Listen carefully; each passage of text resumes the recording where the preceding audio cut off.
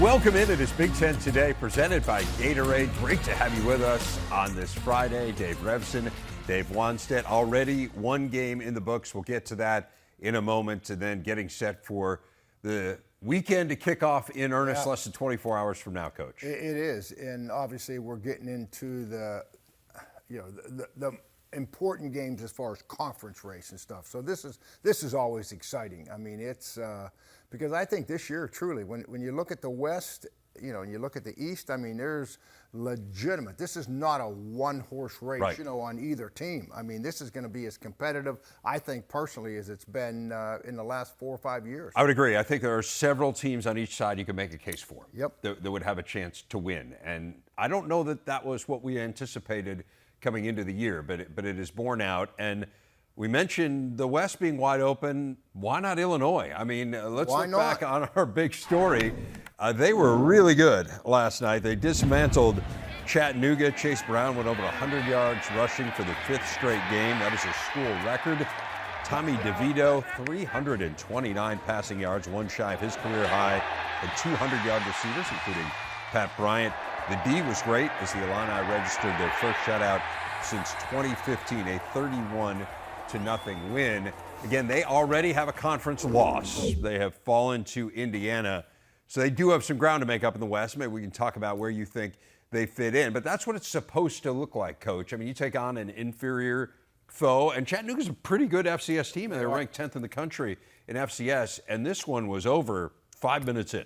Yeah, and the best thing about this, one is that they played a clean game. We've seen them play some lesser teams earlier, put the ball on the ground, have crazy penalties, throw some interceptions.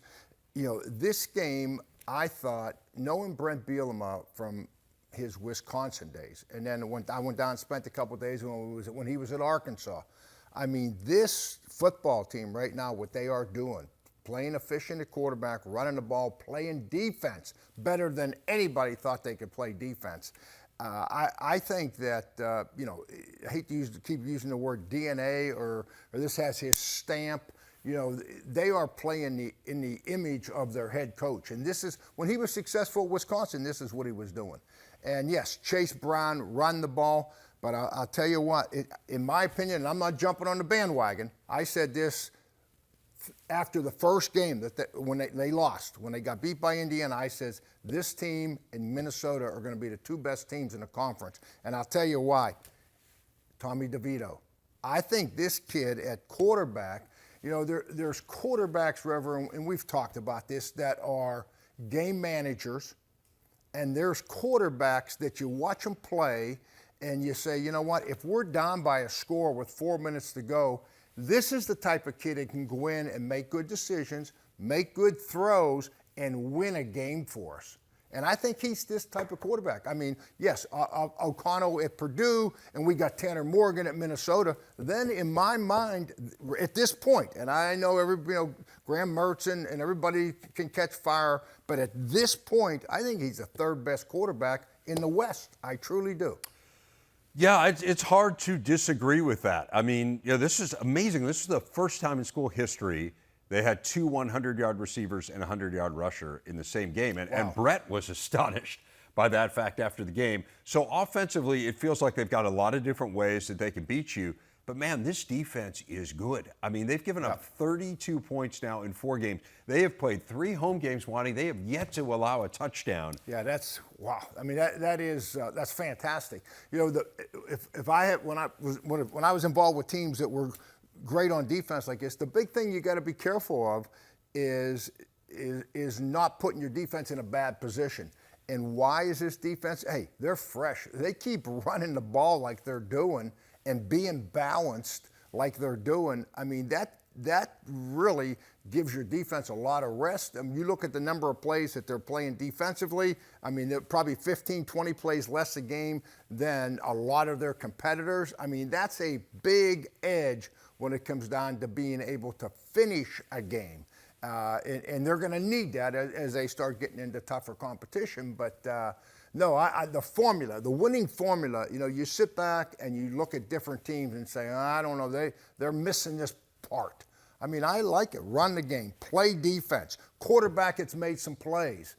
When the plays were there, they're catching the ball. The only thing early we talked about was cleaning up some of those penalties and some of those, couple turnovers at the end of the game when they kind of came unwound against Indiana. But I think they have figured it out. I truly do. I think that was one of the most encouraging things in this game. They technically had one turnover, but it was on a defensive player, right? It was the change of possession and then turned it over on the return, Keith Randolph. But aside from that, offensively, they didn't turn it over. And that had been a huge issue coming into this game. But I'm with you. You clean that up with a defense this good. I mean, 32 points in 4 games, the fewest since 1950. And that's hard to do. That's hard. I mean, that's hard to do. And particularly when you're playing sometimes lesser opponents. And it used to make me mad. When I was a defense coordinator back in my Miami days, we'd get a lead on, and all of a sudden, Jimmy Johnson, head coach, he said, hey, let's put in some of the backups. And I'm thinking, oh, God, we've given up a field goal or we got to shut out. And the young kids get in there, and you got to play these guys, and you give up a score or two. And when you look at the sheet afterwards, it's the points are there. These guys haven't done that. No, really, really impressive. And as you say, we'll find out a little more here coming up. I mean, they go into full bore the Big Ten schedule, and we'll see how they stack up against the West here coming up. Remember, they lost that crossover game to Indiana.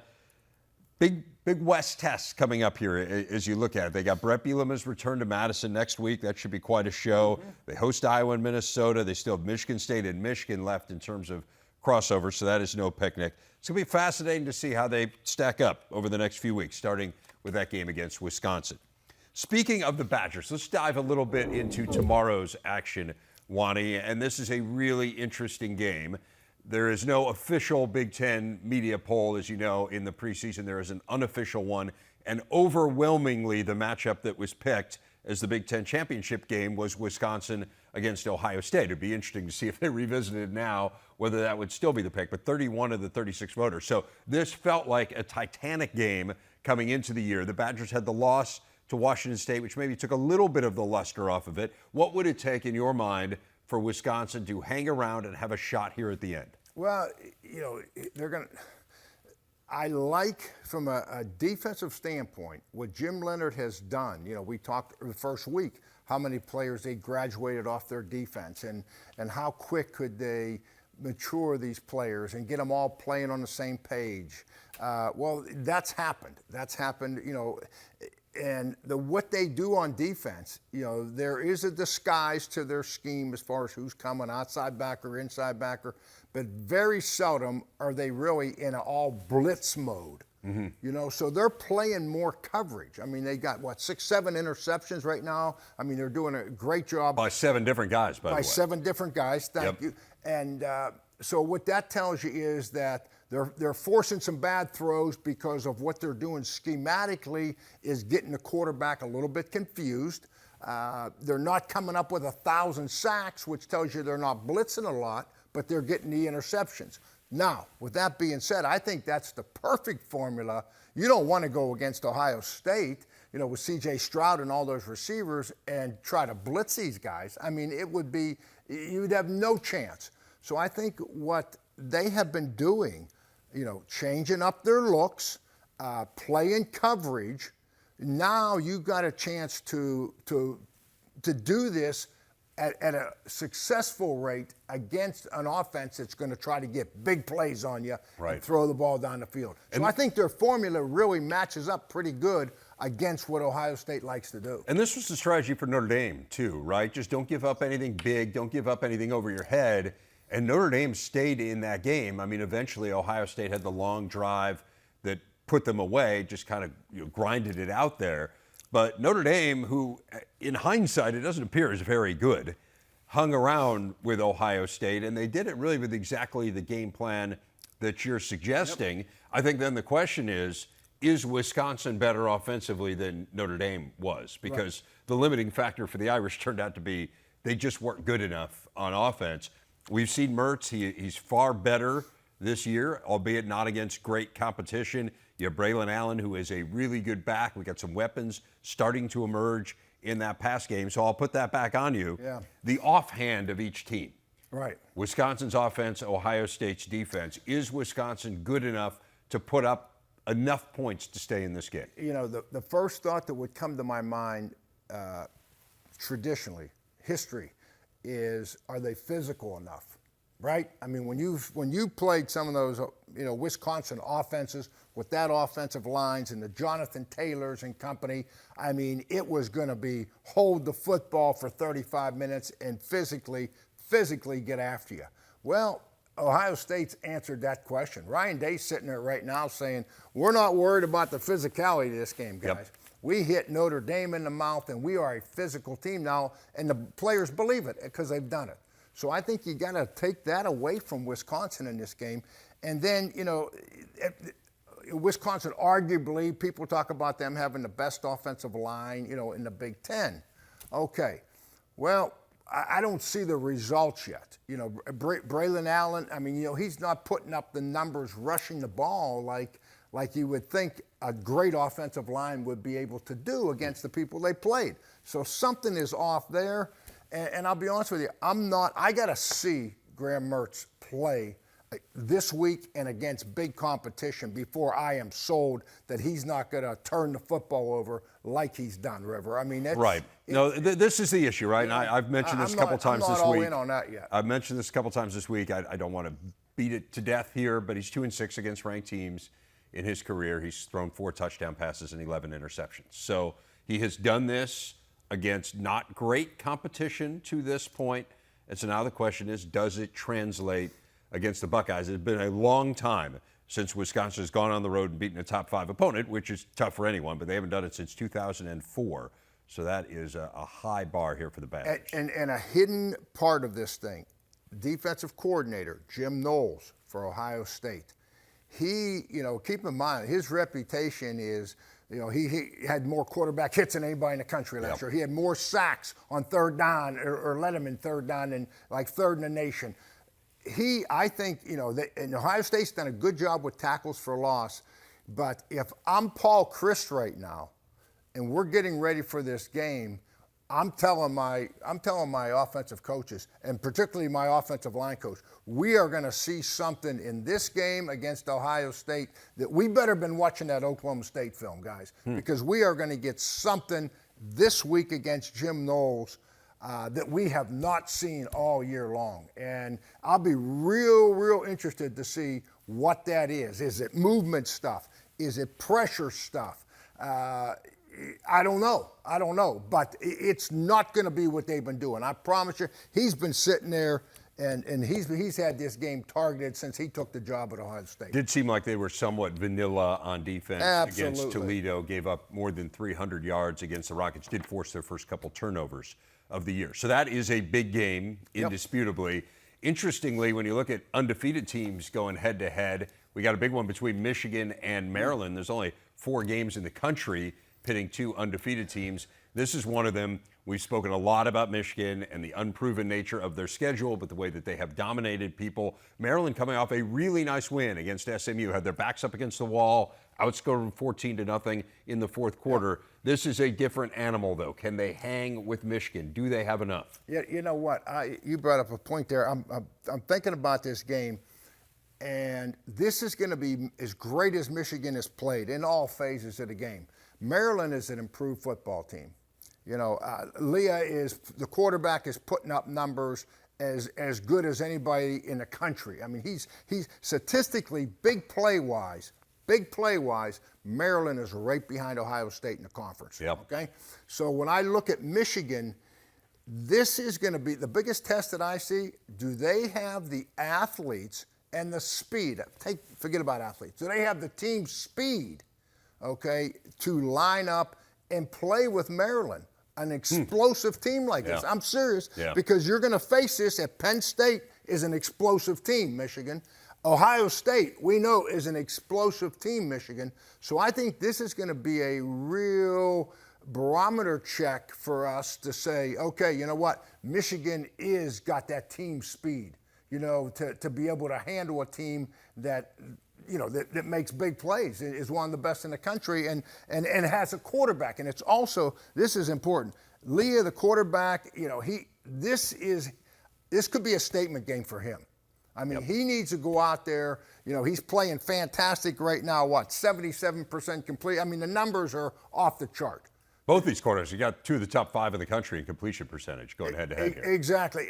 But Maryland was in this situation a year ago, and I believe it was Iowa. Yes. Wasn't it Iowa? It was Wherever, Iowa. correct me. 5 interceptions. And he throws 5 interceptions. So this is a game where he can say, I'm different. I've grown up. We got a better system, you know, on and on and on. And one last point here. New defensive coordinator. I says that Michigan, we're going to find out about Michigan and their team speed. We're also going to find out about J.J. McCarthy, right? The quarterback from Michigan. Maryland is not, you know, the best defense in the league or the best defense in the conference. I get that. But they are much improved. And so the new defensive coordinator, Jesse Minter, we're going to find out what he's about a little bit more, and we're going to find out about Michigan's quarterback, J.J. McCarthy. Now you know you're the starter. Now you know we got a conference game. Now you know this team has scored points. So you're going to have to make plays now in critical situations. I really think this is an exciting game. I mean, on all aspects, for both teams. And, really. and remember, we saw a little bit of this from Maryland last year where they were really good defensively in non-conference play, and they got into conference play and gave up more points than anyone in the Big Ten, in Big Ten play. Now, again, new defensive coordinator Brian Williams, so we'll see whether that narrative changes. Like Michigan, Minnesota is perfect against an underwhelming schedule. So also, like Michigan, they take on Michigan State. You got to think the Spartans are reeling a little bit after going out to Washington and really never being in the game. The final score was deceptive, but they were down 22-0 in this one. So now you get Minnesota, who has been totally untested, but I mean, they have just been annihilating people. They're outgaining their opponents by more than 1,100 yards here through 3 weeks. What do you see in this matchup? Well, I look at Michigan State, and it showed up last week against Washington that losing the 2 starting corners, you know, I mean, they were so bad, the worst in the country last year, pass defense. So now we've got that corrected. We got another year to grow up. Mel Tucker's been working with the secondary. They hire a pass rush specialist, and it starts off good. Well, then they get their two corners get hurt the first game, a safety in the corner, and then last week they don't get pass rush. You know, and the old premise, I used this, I think, earlier in the week here, and I've always believed this: protection, offensive protection, beats coverage every time. If you give your quarterback time, those defensive backs, I don't care how good they are, and we don't have enough time on this show. I could give you about 6 stories where it's a fact. It's a fact. Well, that's what happened. That's why we need to record the pre-show. Well, the best stories are there. Yeah. So this week, 0 sacks, right? I mean, Washington does a great job of blocking them, and they got a couple, defensive backs hurt, safety corner, and now all of a sudden, big plays come in the passing game again. So to me, that's a little bit of a concern for Michigan State going forward. Let me ask you this, though. Is Minnesota constructed to take advantage of that? I mean, Chris Ottman-Bell now is done for the year. This is a team that runs it a higher percentage plays than anyone other than the service academies. I think we all want to believe that Tanner Morgan is back to being the Tanner Morgan from a few years ago, but he had NFL wide receivers out there on that team. So it feels to me a little bit like Michigan State's weakness is not one that Minnesota's going to... I agree with you. I mean, they can exploit it, but I just don't think that that's their game plan to exploit it.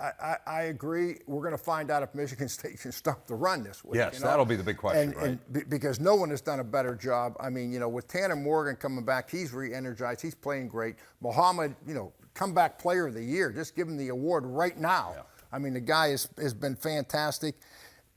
Their defense, this is what I think is going to happen. As much as I love Peyton Thorne, to me, he's a game manager. He's more of a game manager than we're behind by 2 scores and he's got to bring us back and we got to win the game. I don't see him fitting into that mold right now. And the problem is that Michigan State can't run the ball. They have struggled running the football, and that's putting a lot more pressure on Peyton Thorne than I think really that they want to do. It's just 42 rushing yards. Yeah, that's not good enough. And we can't move on from Minnesota without talking about what a great job their defense is doing. Because I was up there, I talked to Joe Rossi, their defensive coordinator, and I tell you what, they basically lost all their key guys up front from a year ago, and these guys have put together a defensive team and scheme that, man, they are playing lights out on defense, which I know, talking to PJ Fleck, that was the biggest concern coming into the season. If you are struggling to run it, you're not going to solve that against Minnesota. They've No. held 9 of their last 16 opponents under 80 rushing yards. Coach, one of my favorite topics in the whole world is schedule. Because I've coached at some places where schedules, either made or break you. And my buddies on Tailgate will support me. I've heard you.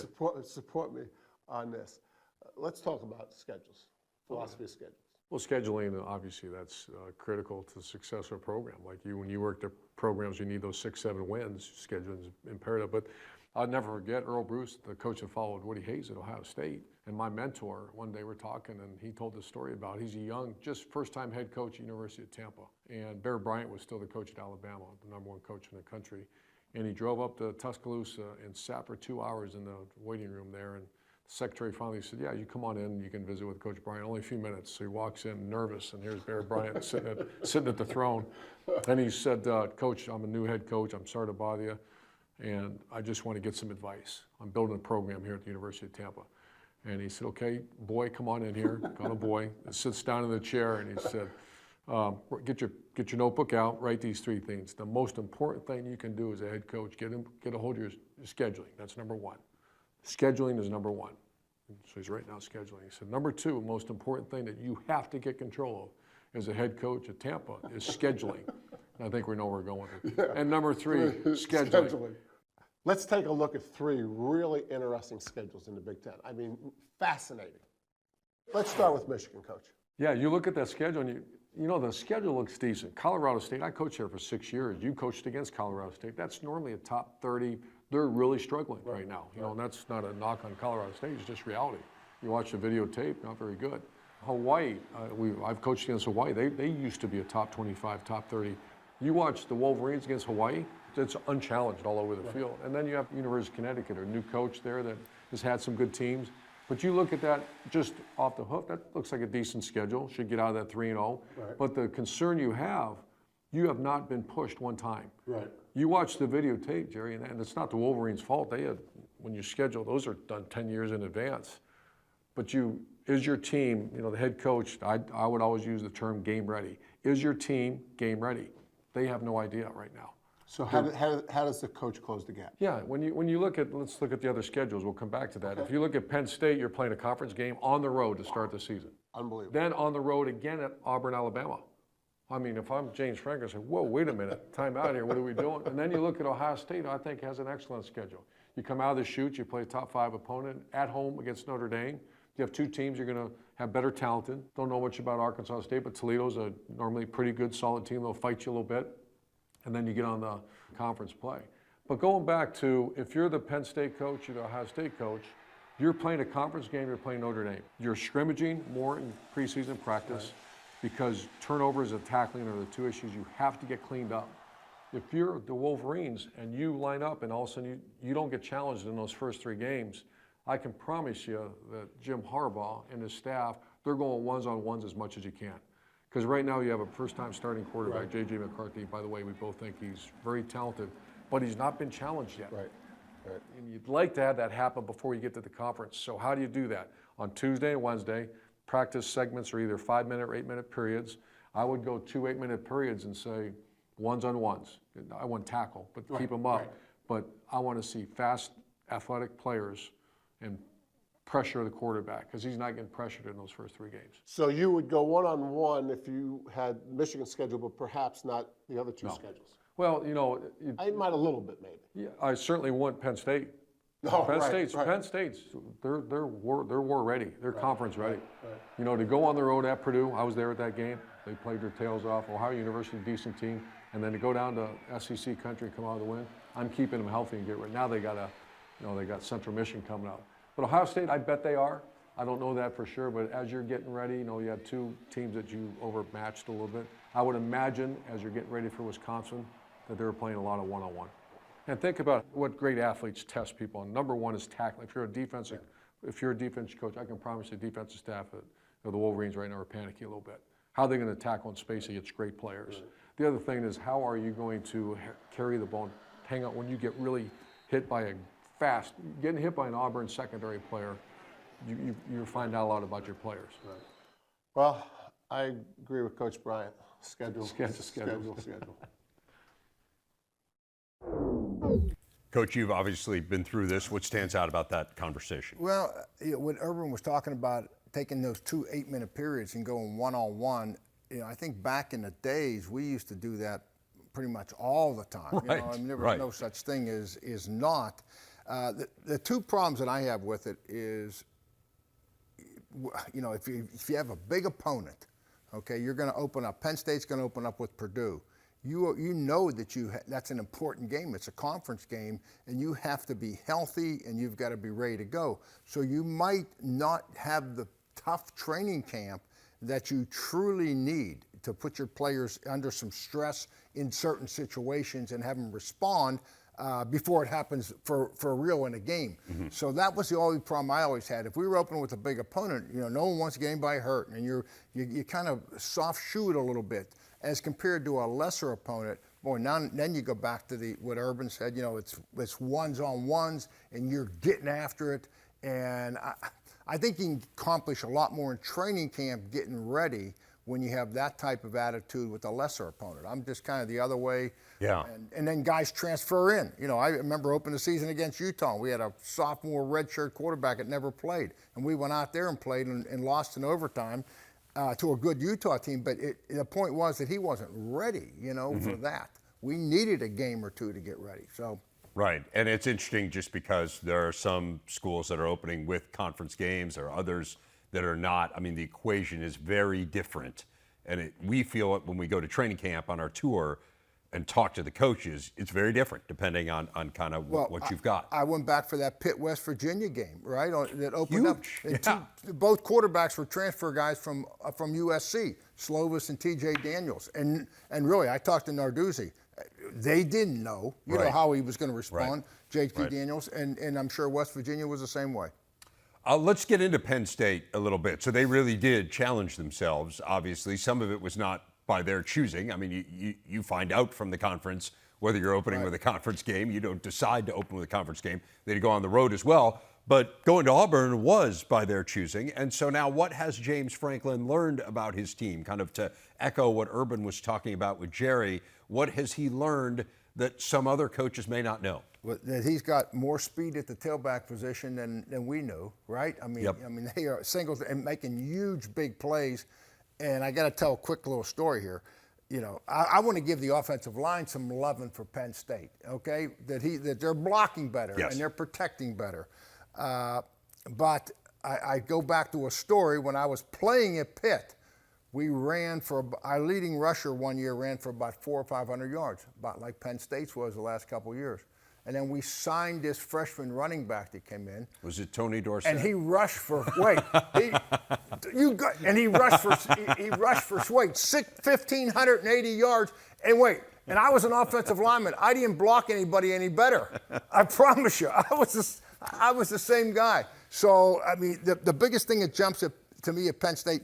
Number one, they are going to run the football now. And Sean Clifford is still the lifeline to this program. He's playing great. It takes some pressure off of him. They're running the ball more effectively. And Manny Diaz has done a great job of transitioning with this young defense. And these guys are becoming stars. This is becoming one of the better defenses in our conference right now. Yeah, that is the fascinating story right now, because they were replacing a lot of star power off that team from a year ago, particularly in that front seven. Man, they're good. I mean, they're in the conversation. No holes right now. No weaknesses, I see. They are in the conversation with Ohio State and Michigan. We are all Big Ten all morning long tomorrow when we will be at State College to see those Nittany Lions. Previews of every matchup.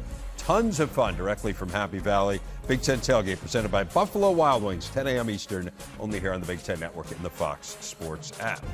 And they should be in a good mood in Happy Valley. How about the win for the women's soccer team last night, taking down number 4 Rutgers, who had been undefeated. So a huge Nittany Lion win, one you would have seen here on the Big Ten Network if you were watching that one. And then some bad news coming out of Nebraska this morning. Some breaking news. Sam Hybe is going to miss the entire season, a 4-year starter for the Huskers, top 15 all-time in scoring and assists. Really important piece in their backcourt. They are expecting big things in Lincoln this year.